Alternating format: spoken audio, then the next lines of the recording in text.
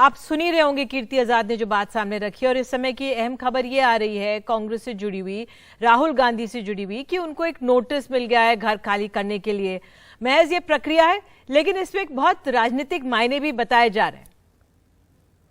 निधि जी, मुझे तो केवल राहत इंदौरी की वो लाइनें याद आ रही है, किराएदार है ज्यादा मकान थोड़े ही है। किसी को भी ये मुगालता नहीं होना चाहिए कि सार्वजनिक जिंदगी में वो किसी तंत्र पर हमेशा के लिए काबिज होंगे। जो कानून और नियम है उनकी संसदीय वो सांसद नहीं रहे, उनसे वो डिस्क्वालिफिकेशन हो चुका है कोर्ट के कन्विक्शन के बाद, तो निश्चित रूप से जो कानून है वो लागू होगा। उनको सांसद होने के बेनिफिट्स भी नहीं मिलेंगे, प्रिविलेजेस भी नहीं मिलेंगे। मुझे लगता है कि इसमें उससे ज्यादा देखने की कोई आवश्यकता नहीं। बिल्कुल, प्रोसेस तो फॉलो करना पड़ता है, प्रक्रिया जो है वो तो फॉलो करनी है, लेकिन क्या कुछ जल्दबाजी हो रही है, कुछ जल्दी हो रही है इसमें, या देखा जाए समय भी उतना ही लग रहा है? निधि जी, मैं इसी विषय पे कीर्ति आजाद जी की बातें भी सुन रहा था। उन्होंने एक चीज तो तथ्यात्मक रूप पर रॉन्ग बोली कि उन्होंने कहा 1 महीने का समय अपील पर था। वो 1 महीने का समय सेंटेंसिंग के विषय में सस्पेंशन ऑफ सेंटेंसिंग हुआ था, और कानून बड़ा क्लियर है लिली थॉमस केस में कि यदि आपकी कन्विक्शन, मतलब आपको जब सजा दोषी में आप घोषित हो जाते हैं, तब तक अगर वो कन्विक्शन स्टे नहीं होती तो आप तुरंत रूप से डिस्क्वालीफाई हो जाते हैं। इसमें स्पीकर का कोई भी डिस्क्रिशन या उनके पास विशेष अधिकार नहीं रहता कि इसमें वो अवधि को चेंज करे या टाइम चेंज करे। उनको सिर्फ नोटिफाई करना होता है। तो जैसे ही वो कन्विक्ट हुए वैसे ही वो डिस्क्वालीफाई हुआ, और ये 32 लोगों के लिए लागू हुआ है, 6 भारतीय जनता पार्टी के विधायक और सांसदों के लिए लागू हुआ है। तो इसमें किसी और तरीके का कानून गांधी परिवार पर क्यों लागू हो, जैसे प्रमोद तिवारी चाहते हैं? मुझे लगता है कि इस प्रकार की बहुत ही सामंतवादी सोच, अहंकारी सोच कि हम कानून के ऊपर है, हम संविधान के ऊपर है क्योंकि मैं एक परिवार से हूं, मुझे लगता है ये ठीक बात नहीं है। और इसमें काले कपड़े पहनकर काली नीयत और काली मंशा को छिपाने के लिए, अपने काले कारनामों को छिपाने के लिए कोर्ट के खिलाफ प्रदर्शन करना, ये कहां तक जायज है? हाँ ठीक है, लेकिन आपने उनको सुना होगा कि वो कह रहे थे देवी की स्तुति करते हैं तो वो काले कपड़े पहनकर काला टीका लगाते हैं। बहरहाल ये राजनीति में नए तरह के बयान आज सुनने को मिल रहे हैं।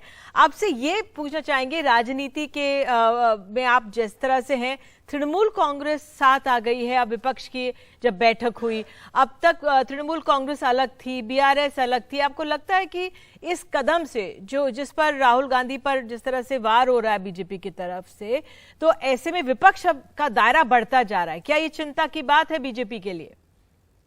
देखिए, मुझे लगता है कि इनका एक साथ आने का, जो बोलते हैं लामबंदी का मेन बुनियाद इनका क्या है कि ये सारे लोग एक ओबीसी समाज के विरुद्ध एक टिप्पणी की गई तो इस पर लामबंद होना चाहते हैं। और यदि ये लामबंदी का उनका बिंदु है तो पूरे प्रदेश में, बंगाल से लेकर उत्तर प्रदेश में, उनको ये बात ले जानी चाहिए। जहां तक बात है, हमने तो अखिलेश यादव जी का वो बयान भी सुना कल परसों का कि उन्होंने कहा कांग्रेस से कि कांग्रेस को पीछे हट जाना चाहिए, हम आगे आएंगे।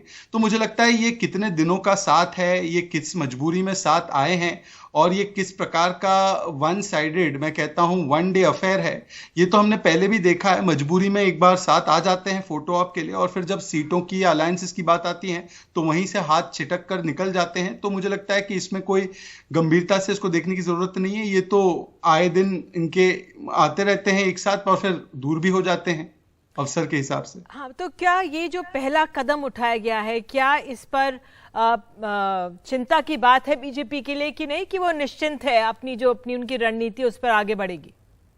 देखिए, मुझे लगता है कि ये चिंता या न चिंता का कोई विषय नहीं है। आज केवल एक विषय है कि ओबीसी समाज के विरुद्ध जो बातें राहुल गांधी ने कही हैं, क्या उसके प्रति उनके मन में थोड़ा सा भी क्षमा भाव है? नहीं, बिल्कुल नहीं है। वो क्षमा नहीं मांगना चाहते।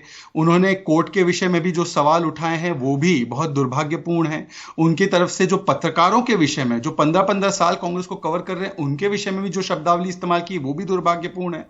और अगर वो सब काफी नहीं था तो आज जिस तरीके से उनके नेता ने स्मृति ईरानी जी के विषय में जो भाषा बोली है कि वो गूंगी है, वो बहरी हैं, इस प्रकार की शब्दावली, मुझे लगता है कि ये दिखाता है कि कांग्रेस पार्टी हताशा पर आ चुकी है। और इसीलिए कभी ओबीसी समाज, कभी महिलाओं का अपमान, कभी संविधान और कोर्टों का अपमान, इसी पर उतर आई है कांग्रेस पार्टी। अब इस प्रकार की राजनीति वो करना चाहते तो करे, परंतु जनता उनको जवाब तो लगातार दे ही रही है। बिल्कुल। और जो आप शब्द करें कि कांग्रेसी नेता ने कहा है, जो अपशब्द प्रयोग किए हैं केंद्रीय मंत्री के लिए, लेकिन उसका पूरा वीडियो जो है वो अब सोशल मीडिया पर है, उसमें ऐसा नहीं कहा गया है। मैं आपको बता दूं ये बात। बहरहाल आप हमारे साथ जुड़े, शहजाद पूनावाला, बहुत बहुत धन्यवाद, शुक्रिया जुड़ने के लिए, अपनी बात सामने रखने के लिए।